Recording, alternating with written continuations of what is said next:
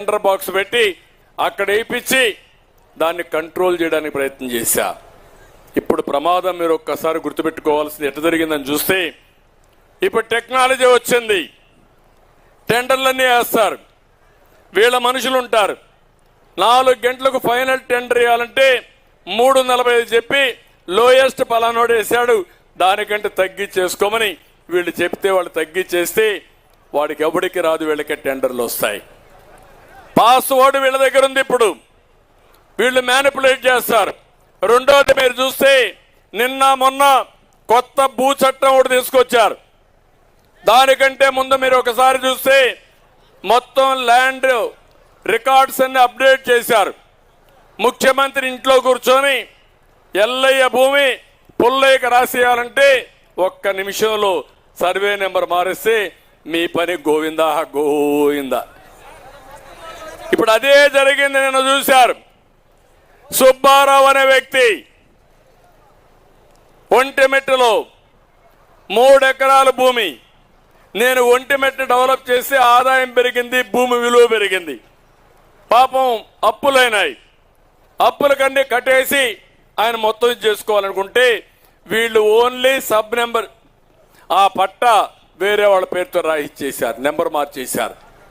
తిరిగి తిరిగి అవస్థపడ్డాడు, ఎవరు సమాధానం చెప్పలేదు. కడాని ఇంకా బతుకు మీద ఆశ నశించి ఆత్మహత్య చేసుకొని చనిపోయే పరిస్థితి వచ్చాడు. ఆ వార్త విని భార్య కుమార్తె కూడా చనిపోయే పరిస్థితికి వచ్చారు. నేను మిమ్మల్ని అందరినీ ఎందుకు కోరుతున్నానంటే, రేపు మీ ఇంటి మీద మీకు హక్కు ఉండదు, మీ భూములు మీ చేతుల్లో ఉండవు. ఇక్కడ ఉంటాడు ఒక చిల్లర మనిషి ఉంటారు కుప్పంలో కూడా. నా నియోజకవర్గంలో నేను ముఖ్యమంత్రిగా పనిచేసిన నియోజకవర్గం అపోజిషన్ నియోజకవర్గం. ఇక్కడ ఉంటే పేటీఎం బ్యాచ్ తయారై కుప్పంలో ఇష్టానుసారంగా నన్నే బెదిరించే పరిస్థితికి వచ్చారంటే తమ్ముళ్ళు మీరు ఒక లెక్క అని మిమ్మల్ని అడుగుతున్నా. మీరు బయట రాగలుగుతారా అని మిమ్మల్ని అడుగుతున్నా. అలాంటి పరిస్థితి రావడానికి ఎవరు కారణం? జగన్మోహన్ రెడ్డి అవునా కాదా? మీకు భద్రత అవసరమా లేదా అని మిమ్మల్ని అడుగుతున్నా. మీరేమనుకుంటున్నారు?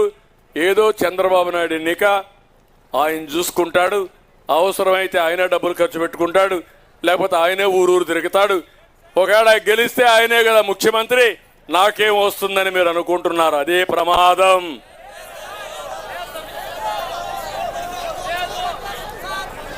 మీరు ఇక్కడుండే వాళ్లే కాదు, రాష్ట్రంలో ఉండే యువత ఓటేయడానికి సిద్ధంగా ఉన్నారు.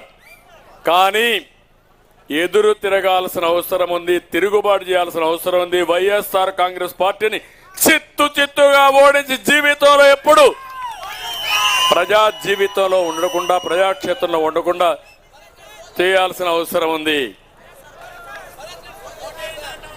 చూసారా, ఇప్పుడు ఎడుగుడు భోజనం చేస్తారు. చెప్పండి, నువ్వు నీ పార్టీకి నీకు చెల్లి అయిపోయింది, పోయే రోజులు వచ్చాయి, ఇంకా నువ్వు పరిస్థితే లేదని చెప్పి చూపించి ఓటేసి బుద్ధి చెప్పండి. చూపిస్తే కూడా మళ్ళా ప్రాబ్లం ఉంది, సీక్రెసీ ఓటింగ్ ఉంటుంది. నేను చూపిమన్నా కానీ కసిగా ఓటేసి చిత్తుగా ఓడించి మళ్ళీ వీళ్ళు కోరుకోకుండా మీరేం చేయాలంటే బాగా భూస్థాపితం చేసి దానిపైన సీసం కూడా వేసి కాంక్రీట్ చేసి తిరిగి కోలుకోలేని పరిస్థితి చేస్తారా అని మిమ్మల్ని అడుగుతున్నాను. మిమ్మల్ని నాకేం ముఖ్యమంత్రి పదవి కోసం కాదు, బీ క్లియర్. 14 ఏళ్ళు ముఖ్యమంత్రి వచ్చేది, 15 ఏళ్ళు నేను అపోజిషన్ లీడర్.